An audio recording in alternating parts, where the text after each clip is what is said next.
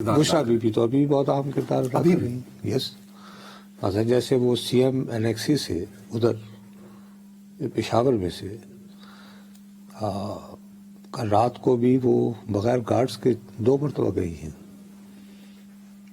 اور آج صبح وہ پھر وہ پیشی وغیرہ ایک سنجیدہ کوشش پہلے ہوئی تھی تو اب کیوں نہیں؟ تو میرا خیال ہے کہ جو اصل مذاکرات ہیں وہ تو پھر پشاور میں بشریٰ بی بی نہیں. میں I am being very very serious. یہ بات میں تمہیں انتہائی ذمہ داری سے بتا رہا ہوں کہ آپ کو یہ بات پتہ ہے نا کہ بشریٰ بی بی جو ہے وہ پشاور میں وزیر اعلیٰ کا ہاؤس جو ہے اس کی آپ نے بھی میں بتایا تھا تھرسڈے والے دن جمعرات کو کہ وہ چھوڑ چکے ہیں وہاں سے. اس کے بعد پھر وہ وہاں رہنا انہوں نے چھوڑ دیا تھا لیکن اب وہ پھر وہاں گئی ہیں اور 2 مرتبہ اپنے گھر سے بغیر گارڈز کے. ظاہر ہے آپ جب گارڈز کو کہتے ہیں کہ نہیں آپ کی ضرورت نہیں ہے تو اس کے پیچھے کوئی وجہ ہوتی ہے تو آپ کی کسی سے ملاقات آپ کرنے جاتے ہیں. یہی ہوتا ہے نا طریقہ کار. تو اگر میں یہ دیکھوں عرفان صدیقی صاحب کی بات سنوں تو ستہ خیرہ.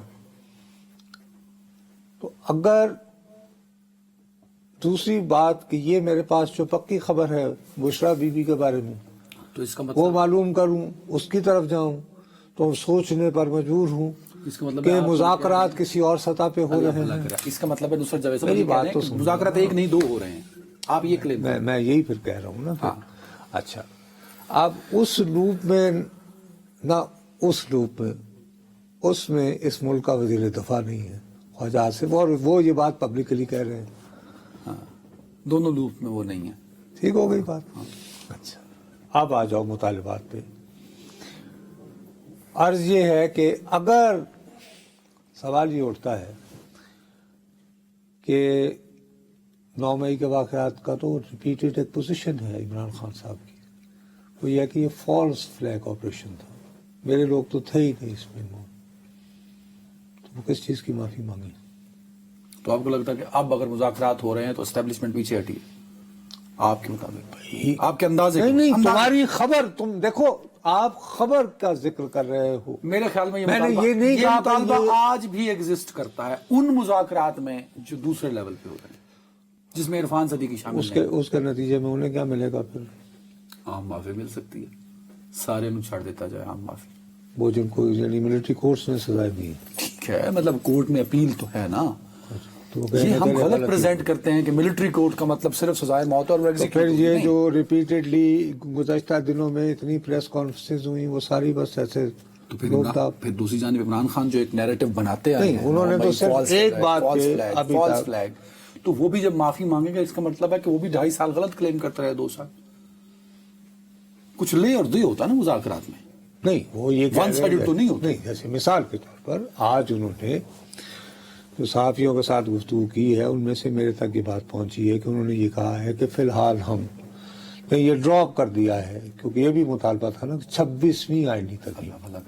یہ بات مجھے نہیں یہ والی لچک میں سمجھ سکتا ہوں. آپ نے کہاں سے آپ کو پتہ لگی ان کے ساتھ جو کچھ آج جو ایک تو صحافیوں نے بات کی ہے اس سے ذریعہ آئی ہے وہ مجھے سمجھ میں آتی ہے. اس کا مطلب ہے کہ یہ انڈیکیشن ہے کہ عمران خان اپنے سٹانس سے تھوڑا سا بیک فٹ پہ جا رہے ہیں. بابا 26ویں ترمیم اور اس پہ سٹانس سے 26ویں ترمیم کے بارے میں لچک دکھانا کہ فی الحال ہم اس کو ختم کرنے کا مطالبہ اس لیے نہیں کر رہے. سنو میری بات اس وجہ سے پہلے میری بات سنو.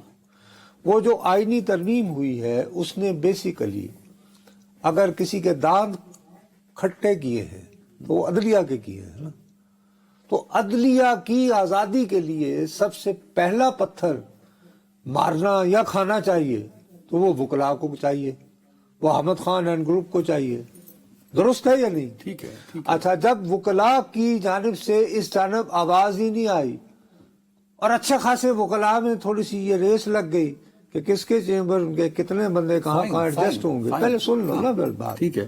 تو اس کے ہوتے ہوئے میں اگر سیاستدان ہوں ان کی جگہ تو میں کہوں یار فی الحال تو 26ویں ترمیم چھڈو جسوں ساڈی واری آئے گی نصیب دور کر لیں گے. ٹھیک ہے. اس پہ تو میں لچک دکھاؤں گا. فائن نہیں لیکن میں बाकी मामलात पे क्यों अल्लाह भला करे आपका। देखें, आप कहते हैं ना, नुसरत जवेद मेरे दादा उस्ताद हैं, आप कहते हैं डॉट से डॉट मिलाओ। मिलाओ ना। 8 फरवरी आप कहते हैं, आप मेरे साथ सारा दिन इलेक्शन पे थे ना, हाँ। आप जिन हलकों में लाहौर में भी गए, नुसरत जावेद जाती तौर पे समझता है कि वहां पीटीआई लीड ले रही थी।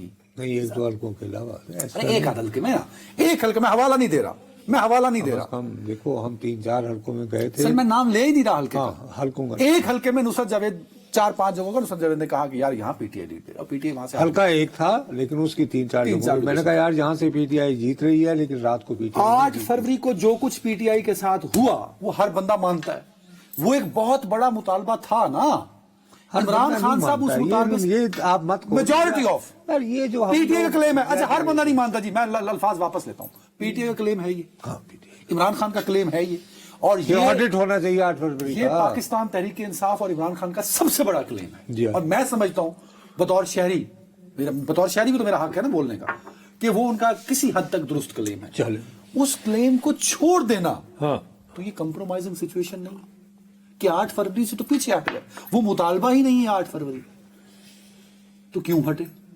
26वीं आनवी तरमीम पे इतनी तबला फरोशी हुई, फिर पीछे हट गए। देखें, बात सुने मेरी दानिश में तो इस वक्त सबसे अहम बात ये बनती है कि आप ये पोजीशन ले चुके हैं, आपका मुंतखब वजीर आला, कि 26 नवंबर को इस्लामाबाद में कत्लेआम हुआ।